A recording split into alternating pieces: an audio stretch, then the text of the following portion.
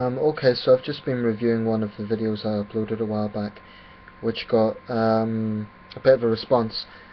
It was regarding a news report that Ramadan had been banned in China, and that I was also referring to a historic event called the Dungan Revolt. There were a few angry responses there from presumably Han Chinese people who thought that I was misinterpreting the situation. A few things I'd like to say about that. Firstly, the report may have misread the situation in that it was misleading to suggest that the whole of China had banned Ramadan. However, I think it is accurate that there was a local ban in Xinjiang as a security measure, although I still think that was probably not the right approach. Um, there were some people there also sort of being very defensive and saying I don't know anything about Chinese history and so on. Um, Part of the problem is Chinese history has no objectivity. Chinese history from Chinese sources is not objective at all. It can't be, because it is absolutely subject to a massive level of propaganda that is not helped by a one-party system. So, as an outsider, all you can do is work with what there is. So it's a bit unfair to blame an outsider for not knowing anything about Chinese history when you can only go with the history that is available.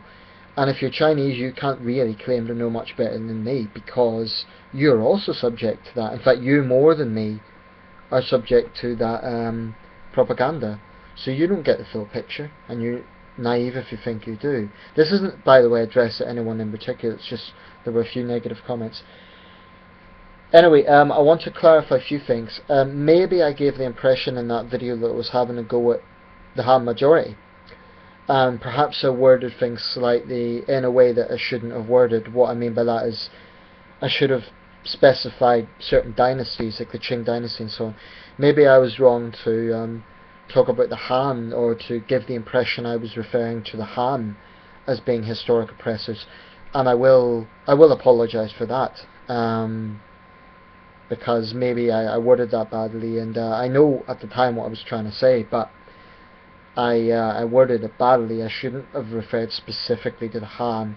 I should have referred to those who were in power successively, and that referred to different dynasties. But to say Han was maybe wrong on my part, so I do take that back. I do apologise for it. Having said that, I have seen people saying that, trying to make out that the Han have never had blood on their hands, and that's just rubbish. Because in China's long history, of course they have. Um, it's a bit absurd to suggest that by far the largest majority ethnic group in China, in a country that has had a very bloody history, to suggest that the largest ethnic group has never had any blood on their hands is ridiculous, quite clearly. One guy actually claimed that the one-child policy is a genocide of the Han people. I find that interesting. It actually reminded me of white supremacists here who try to claim that the government's multicultural policies are a genocide of white Britons.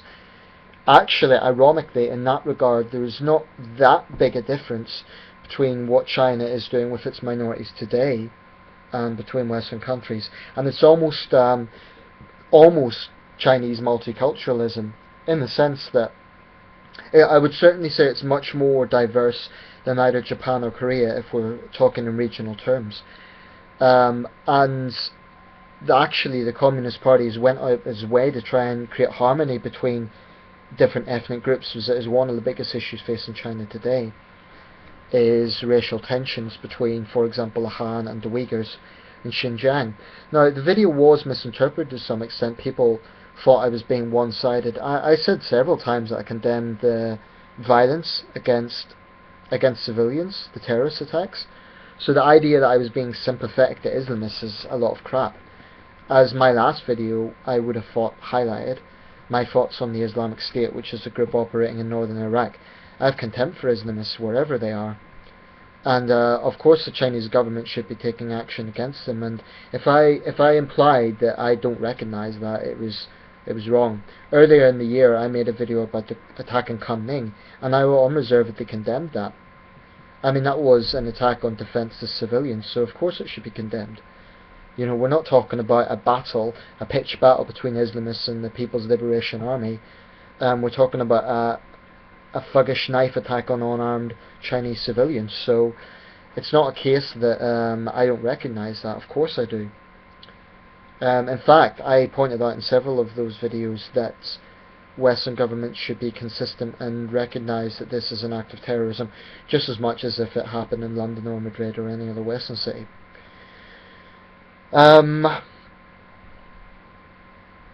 So I guess that's just a bit of a clarification about that video, because if I'm misunderstood in videos, I always feel a little bit uncomfortable, and I do feel like I have to clarify it.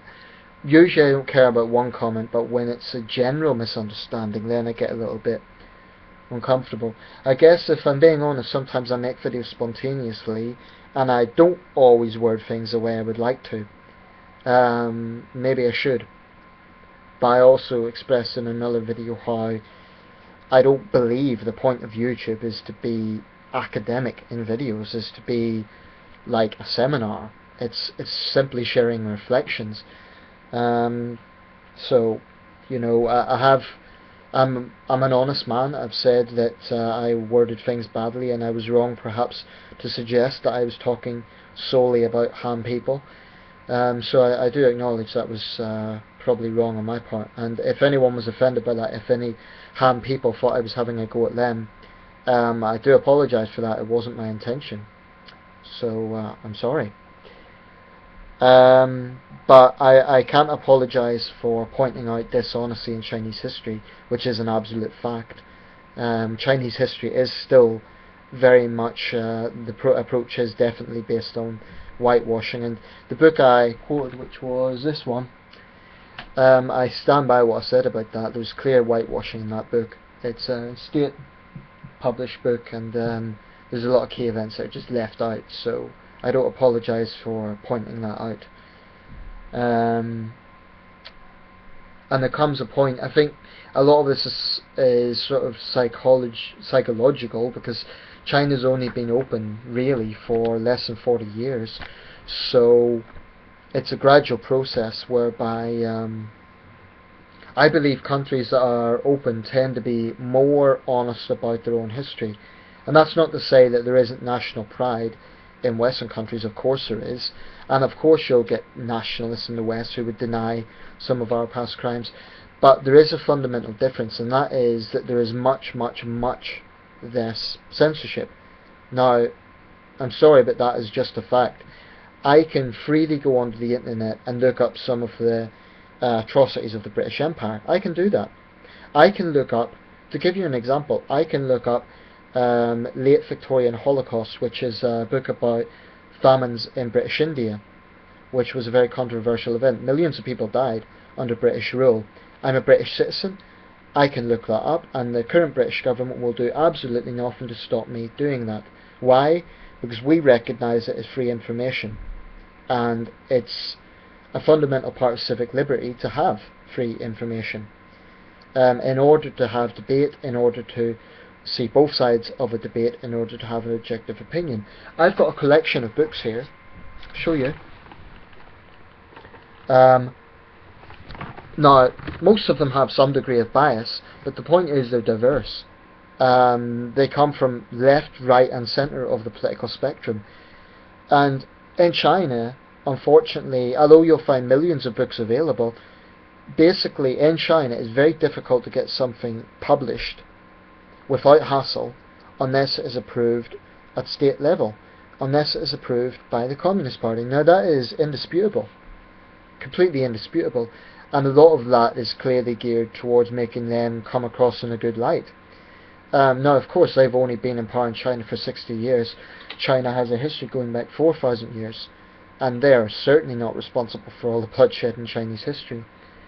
But it really bothers me that there are people out there who are just in denial, and you can see that's where the jingoistic side of China comes into this, because it's basically a case of China good, foreigners bad. and that sort of narrowness does bother me as a foreigner.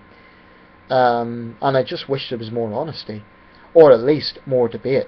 I am not calling for people to turn around and denounce their own country. I'm just saying that so long as there's a situation where you have whitewashing, where you have censorship, and where only one side of information is available, then you cannot have an objective debate. Now, the sort of people who tend to be commenting on YouTube, my impression is they tend to be Chinese living in the West, whether they be overseas students or business people, I don't know. They're entitled to their opinion, but I do think they're being a little bit hypocritical, using something like YouTube, which is banned in China, which their countrymen and women cannot get access to, and they're using it basically to be cheerleaders for the party and to make excuses for censorship, and I just think that's very unfortunate. I mean, the point here is not what your opinion is. The point is about having free information and being able to debate in a free manner.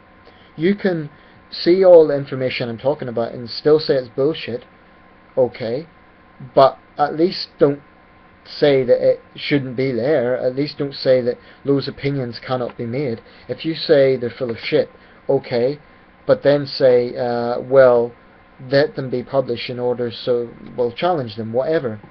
But to say that only state-sanctioned material should be allowed, which is the insinuation, I think is utterly absurd.